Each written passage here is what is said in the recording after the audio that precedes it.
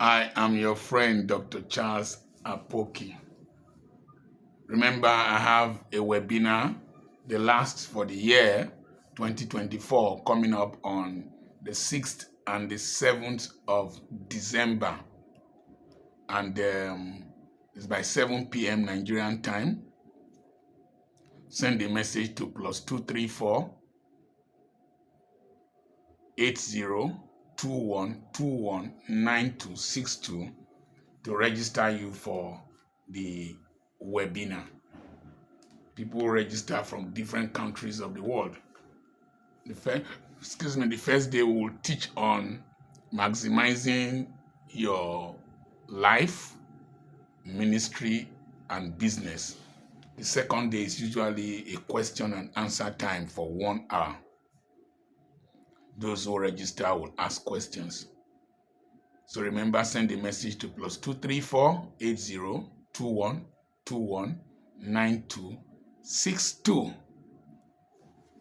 Today, I want to share a little secret about my life with you, and I will use a scriptural background, theoretical framework. Proverbs chapter 24, 3-5 says, "By wisdom is a house built, by understanding it is established, through knowledge its rooms are filled with rare and precious ornaments." So, in the same Proverbs chapter 24, verse 27, it says, "Prepare your fields outside before you build your house."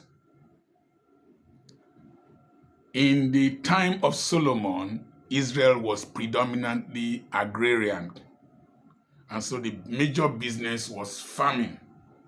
And so it was encouraging people that they should have their agricultural investments in place, thriving and flourishing, before they invest in the luxury of owning a home. And in the New Living Translations and other Bibles, it says that build your business first before you build your house. So, I want to share some things with you. The secrets of great men are in their stories. Don't tap into a grace that you do not understand.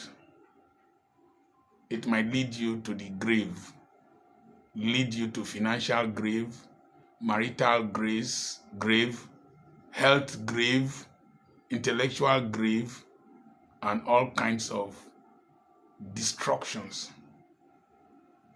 Before you tap into a grace, try and understand the operational principles, philosophies, practices, precedents operating in that grace. If not, it will lead to disgrace. Before you tap into any grace, because people just tap into grace when they see the following S's: structures, statistics, the dollar sign, and they just see anything that is fascinating, that is spectacular, the S, spectacular, without understanding the fundamental principles that operate in that grace. Before you tap into that grace, know how the person perspired to acquire what you are admiring. These are very key issues. So, how have I turned scarcity into prosperity? Remember, I'm not Dangote, I'm not Elon Musk, I am not a very rich man, but I am comfortable in old age. I'm a senior citizen. I'm comfortable. I don't beg. I don't owe. But I did not have much. Most of the young people close to me, we're sitting yesterday. I had 3 of my young boys with me. They are multi-millionaires. And I've had several of them who I have mentored that are doing very well. Remember my covenant with God to raise 1 million African entrepreneurs. If you are watching this video, I still have a visa, a 90-day visa to come to Zambia. And I can also get a visa to come to South Africa. So if you follow me on social media, you can work it out to host me in Zambia and South Africa. We want to spend a maximum of 2 weeks just touring those two countries and lecturing.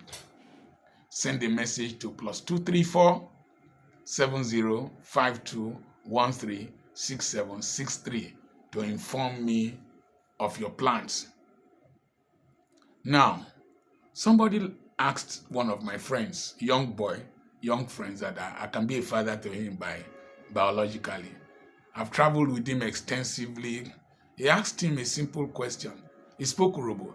Dr. Apoki Ubesharen, Oje Farenwere, on his school na Orwena, on your fe. He says, is Dr. Apoki your friend? He has not finished confessing to you how he gets his money. Some time ago, somebody went to block my street, a pastor in a denomination I had preached. He blocked my street, called the women organizer, woo, blood money. Are you don't run a church? Are you the only one running schools and you don't do miracles? How come you are like this? He does not understand. He should have come to meet me, asked me, sir, how do you do this? I will explain. The reason I share a lot of secrets with you concerning my life is so that you can defend me when people accuse me wrongly. There's nothing to hide. So, I share with my young friends key principles and they know how I have reached this level. Number one, don't spend your finances trying to acquire something that does not generate regular revenue. That is living income, living money. Somebody had 20 million in 1990 in Nigeria, 20 million naira. He built a mansion because he was a popular musician, built a mansion.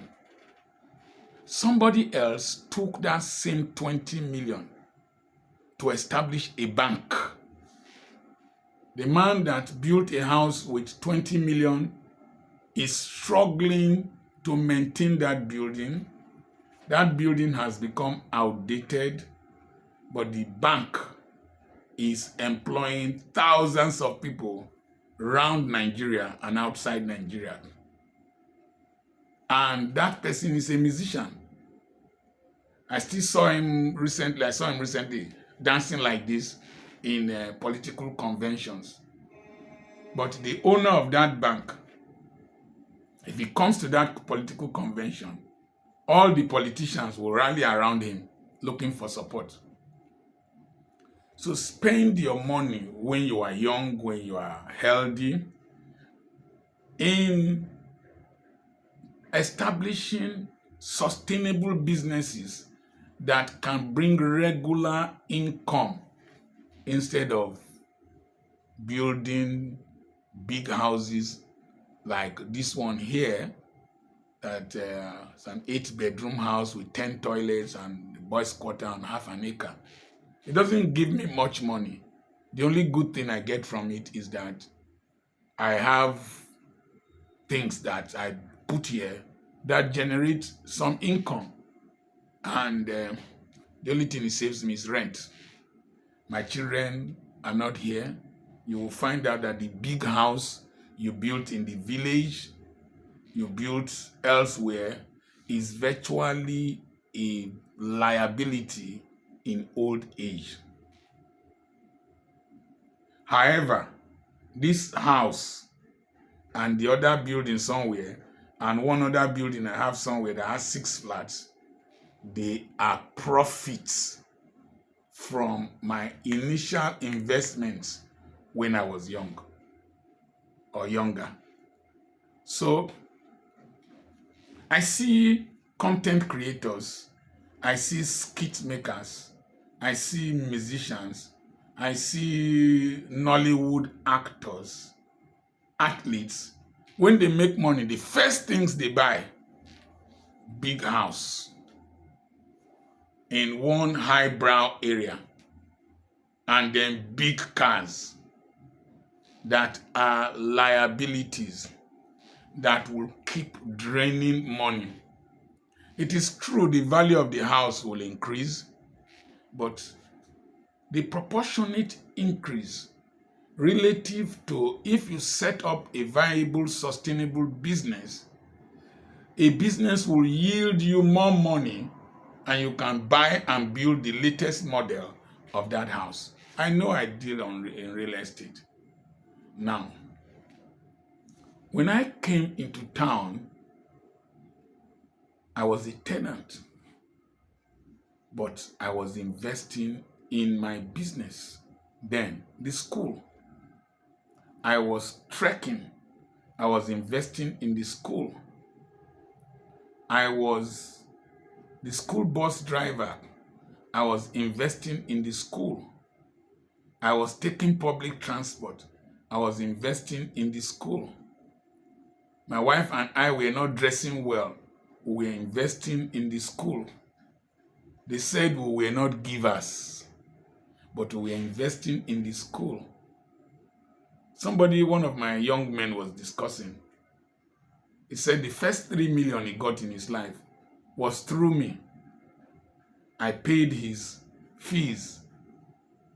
Recently, I gave him 1 million to do a project.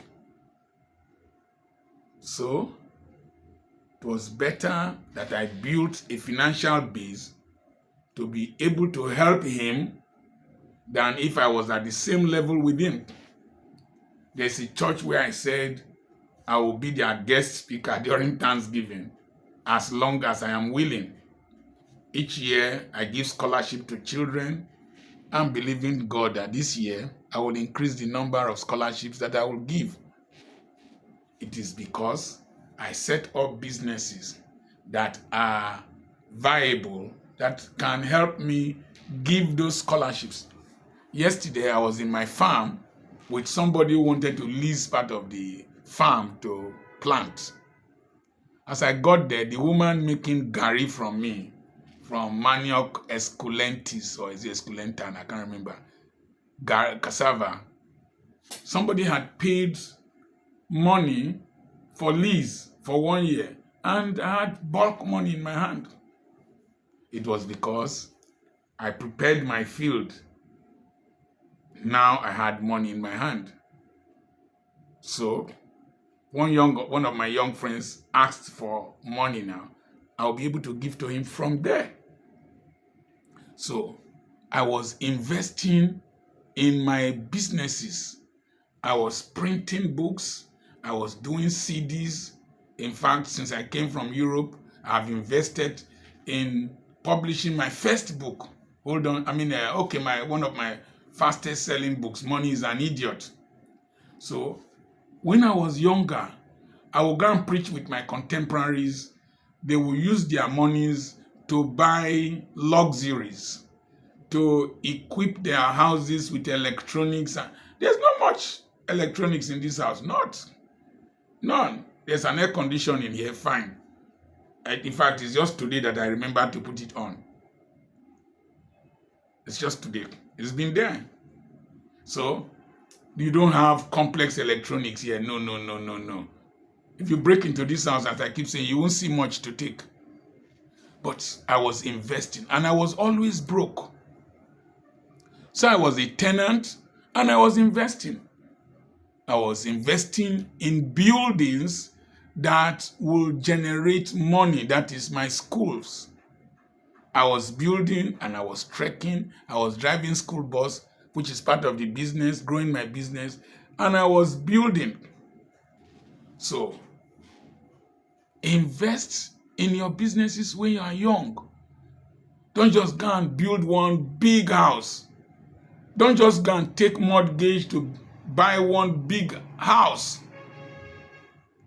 I know the challenges it will take you to pay a mortgage if you don't have a business, if you are working and earning a fixed salary. Unless you remain as a tenant, you rent out that building and then be using the rent to pay off the mortgage.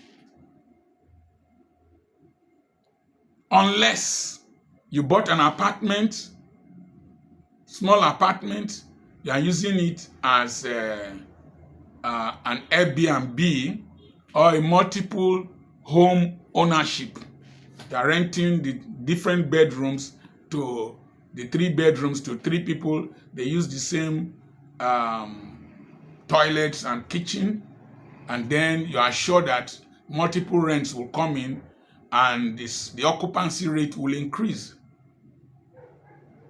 So don't acquire liabilities. Somebody bought a dining table for $500,000. Wasn't eating on the dining table, wasn't having guests. Later he sold it less than what he bought it. If you must buy cars that are functionally adding value to you. Maybe you are a musician, fine. Maybe so that people will take you seriously because of the African mentality, and pastors too. But if not, for me, I usually travel with public transport, or I tell them, come and pick me up, charter a vehicle to pick me up. I don't drive long distances. I will use the extra money to reinvest. So build businesses that will bring revenue on a regular basis. Any small money I had, or my wife and I had, we invested. Used it to publish one book, used it to buy something that would enhance the school business, computer that my son was using to publish books, use it to deck the next level. That was how we were converting small sums of money, little sums. Then, and today, we are able to build real estate. We are able to build the schools. We are able to build the publishing company, bought printing machines. I went to buy the printing machine from Ibadan. Follow the truck that carried it to Ogeli. So, if we want to do catering, if I want to do a ceremony in my house, my child is wedding, anything we need to organize that ceremony that a caterer will need, we have them. We paid for them. We bought them. So we established multiple small businesses inside the major business, which is the school, bookshop, printing press, canteen, stockings, uniforms, all kinds of the transport sector, all kinds of. At one time we had fish in our fish tank, poultry, potato chips, plantain chips, candy, coconut candy, broilers, established. And then the children, each of them, this is from my daughter and the husband's business, free. So, establish businesses. Then, when I needed to buy 6 flats, pay for 6 flats, it was easier. I paid. To build the house elsewhere is easier because we had businesses. Now, fundamentally, I built this house over a long period of time. We first built a smaller place there, and we moved into that place. My wife is a very funny woman. My pastor then was telling me a few days back that he used to conspire with my wife that my wife told him that they should lay the foundation of one building there where we moved into first. Because I was a tenant. That if she doesn't lay the foundation of the building, I wouldn't. If I was around, I wouldn't allow her. So I think I traveled to South Africa or one place. If I came back, they laid foundation of building. Fine, I took over, but I already had businesses that were flourishing. I know a pastor. He stayed inside his church building for 2 years. He didn't own a building of his own. He was not paying rent. He was sleeping inside the church. Nobody knew. But today, when they are talking, go, go, go, go, go, go, do this, do this, when you give, when you do that, he built a business that was enabling him to give. His father's business, in quotes. I know a transport magnate in the Niger Delta. He was a tenant in Okumagba layout for a very long time. And he was building his offices at Warri, Port Harcourt, Lagos, different places. At one time, he just bought a fuel station in Ore, put his office there, a branch there. So he was a tenant for some time. I know prominent billionaires who are tenants. It is easier for them to manage that small apartment with their small families than living in a big, sprawling place like Michael Jackson, several of them that found it difficult to manage those big, sprawling houses. At a point, it is good to own buildings, but don't make them your priority. Make your business your priority. It is good to own cars. Make your business your priority. You can buy the latest models later. It is good to own trinkets. Make your business your priority. You can buy those from profit. I started sending my children to Europe when I was 40 something years old. It was part of building the family before building a physical structure. So, young men, young women, there is nothing too small to start with.